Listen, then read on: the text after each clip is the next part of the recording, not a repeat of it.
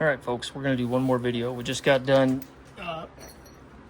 spalling up a bunch of mostly pretty nice Tongue River Chert, and I got a few pieces that have some crud layers going through them. We talked about it in those videos. Now I'm going to take these pieces and see if I can clean them up and salvage them, because there's this really good material. It's just got a damn layer of crap going right kind of through the middle of it. So I thought, well, let's just film that too, so you can kind of see and get an idea for how this stuff naps. From that aspect of things too, not just spalling. So let's get my gloves back on. Probably gonna get some rocks in my feet. I don't think I've ever napped without jeans and boots on. So this is gonna be a new one. Zalman Schultz, you are a madman. I've seen what you do. Crazy bastard. All right, so let's start with this one.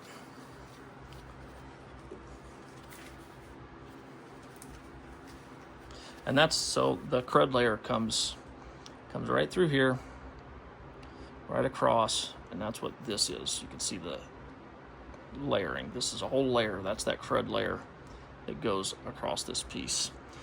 I'm not sure how I'm going to do it, but I think I'm going to try and take the top of this off. I don't know.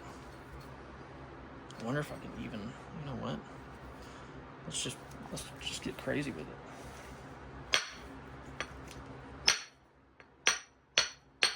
Nope, didn't want to do that. That was fun.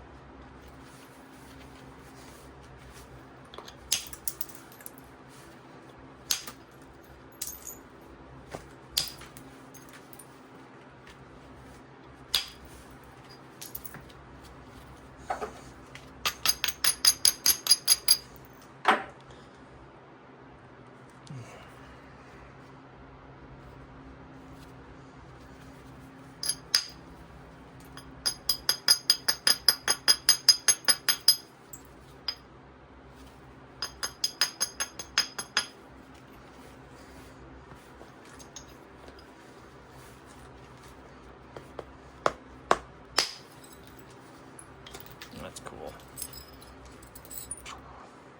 Little scalpel blade for you there. I'll use that for something.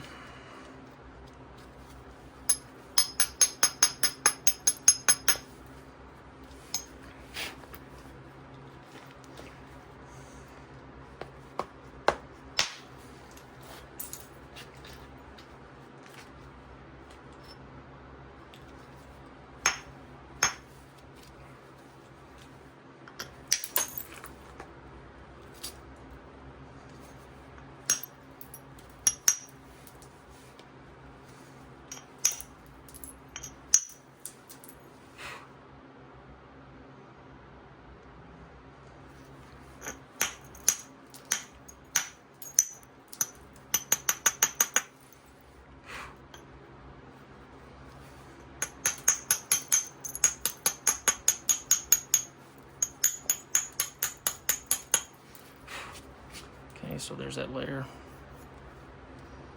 So I'm trying to take as much of this out as I can. If I leave just a tiny bit of this layer on top of this, that'll be fine. That'll come off whenever it's napped into a point or a knife.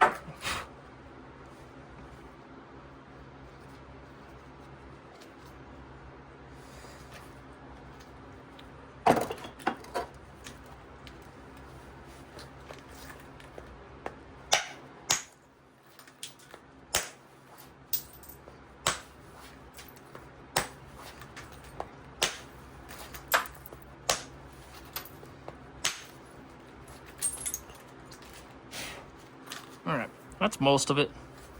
Let's see, so the layer goes across there, but when this piece is made into whatever it ends up being made into, that's going to go away, so that's good.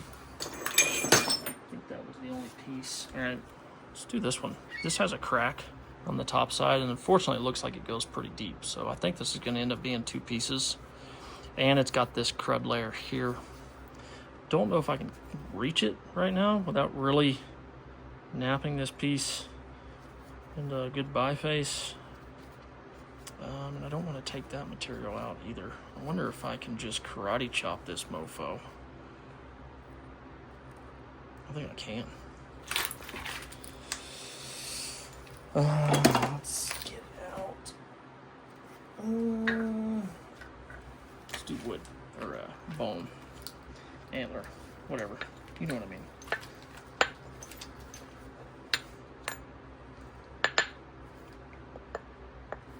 Yeah, there we go. Cool. 2 good arrowhead flakes. I'm gonna leave that crust on there. I don't need to worry about that. This one should be able to take off. Yep.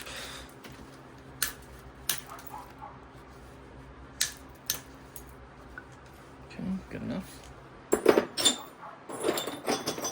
Left diploma. Oh, what a beautiful spall. Look at that. Really see the waves. Now, if you haven't watched the other videos, I was explaining this stuff was deposited in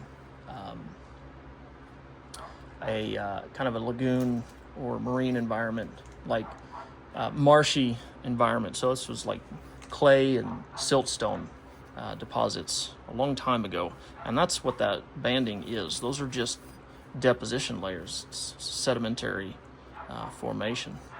And then it was silicified and eventually even baked or pyrometamorphosed naturally under the right conditions, and it turned it into what's basically like a very porcelain-like material. And so when you're napping it, you'll see all the layering. It gives some cool patterns, but sometimes you'll even see you'll get a this little wavy propagation across the surface. And what that is that's just as that force wave, the flake energy travels through the piece, every time it comes and hits the boundary between 2 layers, it's a little bit inconsistent in the material. It's not completely homogeneous, and so the fracture wave just changes course a tiny bit. Okay, so it does that with each layer going across there usually. And so on the surface, you'll get these wavy, ripply marks. Sometimes it's more pronounced than others, but usually, most of the time, it's not an issue for napping this material. Once you start forming this down into a biface and eventually a finished piece, those don't become an issue, or they don't stay an issue. It's when you have these big amounts of energy propagation through the stone, like when you're spalling it, because the amount of force needed as it goes through, it's going to be deflected more by those layer changes than the smaller flake travel from when you're just napping this material. So it's really not ever an issue. Sometimes it even gives the piece some really cool characteristics and some personality, if you will. Let me see, just find a piece. I'll run a flake across it so you can see. All right, here's a good one. So you can see the waves in here created by those the deposition layers. Okay. Where did the flake from that go? It's out somewhere. You know what? We'll just use this one I just did. This is that crusty piece. So I'll set a platform up here and I'll take a flake off right there on the top.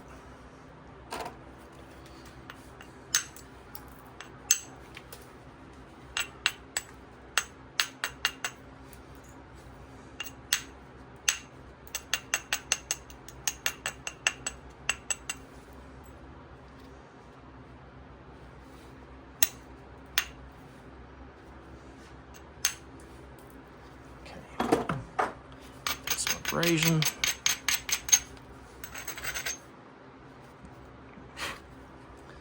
Now, okay, so that's my platform. And I'm going to take a flake off from here. You can see the wavy patterns in there. Let's just see what happens. Probably blow the whole damn thing up just because I'm trying to show you. Okay. Nice flake. Came in, terminated here. So it didn't feather out as good as some Cherts do. It's just because it's a totally different material. It's not a cryptocrystalline quartz like Chert and flint are. This is made of completely different stuff. But there's your flake. It's good stuff. Pretty solid, super sharp, naps very well. Let's do one here. Go up the other side.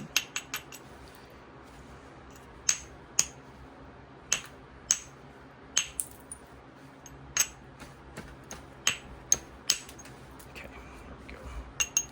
All right, do some abrasion.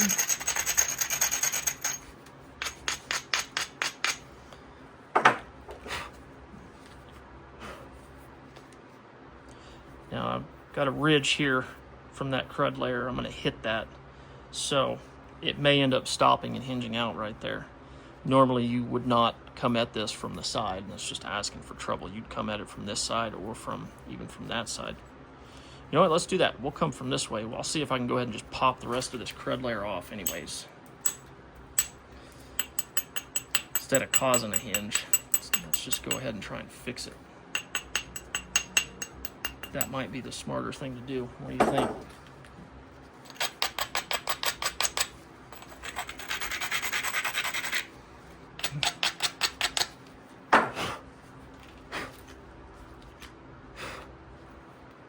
All right.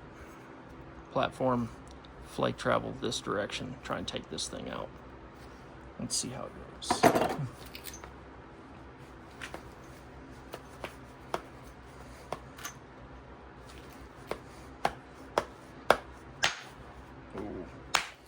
Didn't hit it hard enough the first time, but got it on that second one. Okay. I got that turtle back off. That crud layer in there. Didn't get it all the way, but that'll come off later too. So, once it hit that bad layer, because they weren't fused, it just rode right over the top of it. But the initial flake scar there, pretty clean, pretty good travel.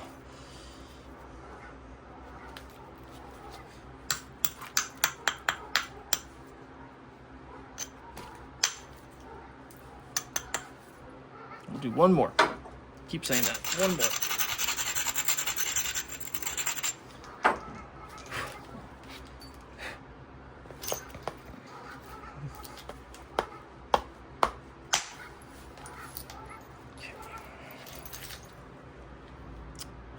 How that was. There was my platform right there, and the rest of the flake right there, and it went halfway through that crap layer.